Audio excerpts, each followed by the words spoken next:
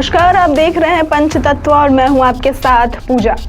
1996 में राजनीतिक अस्थिरता का आलम ये था कि 2 साल के भीतर ही 3 प्रधानमंत्री बने, लेकिन फिर भी लोकसभा का कार्यकाल पूरा नहीं हो पाया। बीजेपी के अटल बिहारी वाजपेयी और यूनाइटेड फ्रंट के एचडी देवगौड़ा के बाद तीसरे प्रधानमंत्री बने थे इंद्र कुमार गुजराल।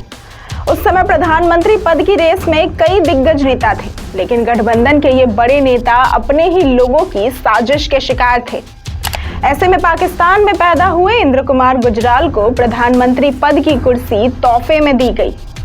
दिलचस्प बात तो ये है कि जब प्रधानमंत्री पद के लिए उनके नाम का निर्णय हुआ तो उस वक्त वो सो रहे थे। तो चलिए आज आपको बताते हैं इंद्र कुमार गुजराल के पीएम बनने की पूरी कहानी।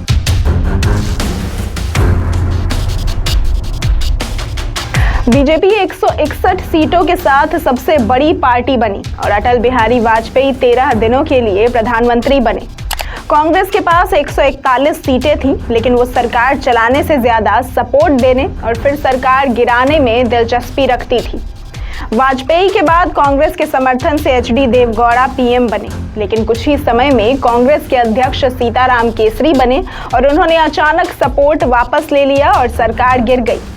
वरिष्ठ पत्रकार रशीद किदवई बताते हैं, केसरी को लगा कि उन्हें किसी फर्जी मामले में फंसाने की साजिश हो रही है। वो कान के कच्चे भी थे और हर चीज को जातीय समीकरण से देखते थे।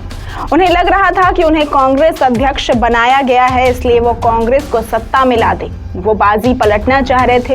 केसरी ने जब देवगौड़ा सरकार गिरा दी तो सन्नाटा छा गया। तब बजट सेशन चल रहा था और उन्होंने समर्थन वापस ले लिया। कांग्रेस का ये कहना था कि अपना नेता बदलो, नहीं तो हम समर्थन नहीं देंगे। उस वक्त कोई भी पार्टी बीच में चुनाव नहीं चाहती थी। हर तरफ तनातनी का माहौल था। दरअसल देवगौड़ा सरकार से समर्थन वापस लेने के पीछे एक और कहानी बताई जाती है। उस वक्त कांग्रेस अध्यक्ष सीताराम केसरी खुद भी प्रधानमंत्री बनना चाहते थे। देवगौड़ा सरकार से समर्थन वापस लेने के बाद सीताराम केसरी ने बहुत सी पार्टियों को दिल्ली बुलाया, लेकिन उनके पीएम बनने की बात किसी ने नहीं मानी। वरिष्ठ पत्रकार रशीद किदवई बताते हैं कि कांग्रेस में जातीय समस्या भी थी। वो पिछड़े वर्ग से आते थे और पार्टी के कद्दावर नेता उनको ज्यादा सम्मान नहीं करते थे। कांग्रेस की वर्किंग कमेटी के लोग बड़ी जातियों के थे। केसरी की अपनी जीवन शैली बहुत साधारण थी और उन्हें लगता था कि सत्ता हर चीज का समाधान है। केसरी को लगता था कि अगर कांग्रेस सत्ता मिल जाए तो ये लोग उन्हें सम्मान की दृष्टि से देखेंगे। लेकिन केसरी के प्रधानमंत्री पद की दावेदारी के बीच उनकी ही पार्टी आ रही थी। प्रणब मुखर्जी, शरद पवार, अर्जुन सिंह और जितेंद्र प्रसाद जैसे लोग उनके पीएम पद की दावेदारी से सहमत नहीं थे।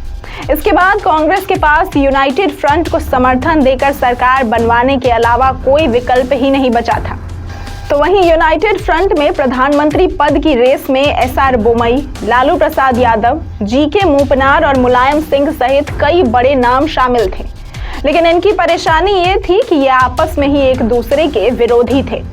यही वजह थी कि कोई कद्दावर नेता पीएम पद हासिल नहीं कर पाया। रशीद किदवई बताते हैं कि उस वक्त यूनाइटेड फ्रंट में ताकतवर नेताओं पर लोग ग्रहण लगा देते थे। मुलायम सिंह यादव बड़े नेता थे और वो यूपी से काफी सीटें जीत कर आए थे। सरकार में रक्षा मंत्री भी थे। लालू यादव की दावेदारी को लेकर भी विद्रोह था। चंद्रबाबू नायडू, मुलायम सिंह यादव और लालू यादव जैसे मजबूत नेताओं के नाम पर सहमति नहीं बन पा रही थी। वो आगे बताते हैं कि लालू खुद मुलायम सिंह के घोर विरोधी थे। मुलायम सिंह भी लालू को नहीं चाहते थे। तब तक चारा घोटाले में लालू का नाम भी आ गया था। तब उन पर प्रश्न चिन्ह ही लग गया कि वो पीएम बन सकते हैं या नहीं। लालू मुलायम में परस्पर असुरक्षा और अविश्वास की भावना थी। ये सभी कद्दावर लोग इसलिए भी पीएम नहीं बन सकते थे क्योंकि ये अपने ही लोगों के षड्यंत्र का शिकार थे। यही वजह थी कि कोई कद्दावर नेता पीएम पद का दावेदार नहीं बन पाया। वहीं जब इंद्र कुमार गुजराल को पीएम बनाने की बात उठी तो उस पर कम लोगों की असहमति थी। मुलायम सिंह उसमें से एक थे जो गुजराल को पीएम नहीं बनाना चाहते थे। गुजराल के चयन में अच्छी बात यह थी कि मौजूदा कांग्रेस अध्यक्ष सीताराम केसरी भी उन्हें पसंद करते थे। लालू ने ही इंद्र कुमार गुजराल का नाम प्रधानमंत्री पद के लिए आगे बढ़ाया था। इस बात का जिक्र लालू ने हाल ही में रिलीज हुई अपनी biography Gopalganj to Raisina my political journey में भी किया है। जब पीएम पद के लिए गुजराल के नाम पर सहमति बनी, उस वक्त का एक बहुत ही दिलचस्प वाकया बताया जाता है। दिन भर चली मीटिंग के दौरान किसी भी नाम पर सहमति नहीं बन पाई थी। रात में गुजराल मीटिंग छोड़कर सो गए। इसी बीच उनका चयन हो गया। ऐसा कहा जाता है कि तेलुगु देशम पार्टी के एक सांसद ने उन्हें नींद से जगाकर ये कहा कि उठिए, अब आपको प्रधानमंत्री पद संभालना है। ये सुनते ही गुजराल ने खुश होकर उसे गले लगा लिया।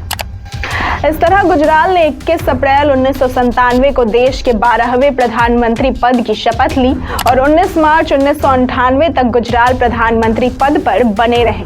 ऐसी तमाम खबरों और जानकारियों के लिए देखते रहे पंचतत्व।